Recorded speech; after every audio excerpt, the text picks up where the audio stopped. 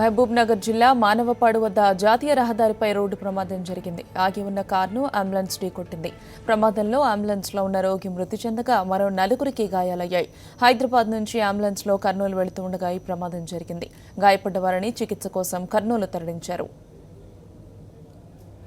ఈ ఘటనపై మరింత సమాచారం మా వీడియో జర్నలిస్ట్ శేఖర్ అడిగి తెలుసుకుందాం. శేఖర్, చెప్పండి, ఈ ప్రమాదానికి సంబంధించి మీ దగ్గర ఉన్న లేటెస్ట్ అప్డేట్స్ ఏంటి?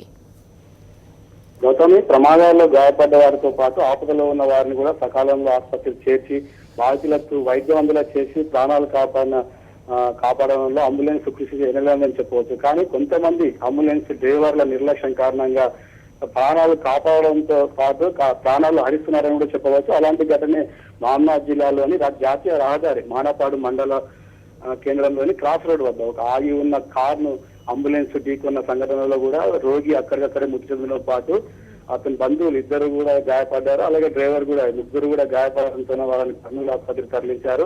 అయితే హైదరాబాద్ లో యశోద ఆసుపత్రిలో ఈ కర్నూలు జిల్లా పాపిలికి చెందిన సాయి ప్రసాద్ హైదరాబాద్ లో యశోద ఆసుపత్రిలో ట్రీట్మెంట్ చేసిన తర్వాత హైదరాబాద్ నుంచి కర్నూలు పాపలికి సొంత విలేజ్ కి వెళ్తున్న సందర్భంలో మానవపాడు దగ్గర ఆగి ఉన్న కారును 6 గంటల ప్రాంతంలో ఆగి ఉన్న కారును ఈ నిద్ర లేని కారణంగా కూడా డ్రైవర్ నిర్లక్ష్యం కారణంగానే ఆ కారును ఢీకొట్టిన సంఘటనలోన సాయి ప్రసాద్ పేషెంట్ ఏదైతే ఉన్నారో సాయి ప్రసాద్ అక్కడ మృతి చెందడం జరిగింది. అయితే అతని భార్య పుష్పవతమ్మ కూడా తీవ్రంగా గాయపడ్డది.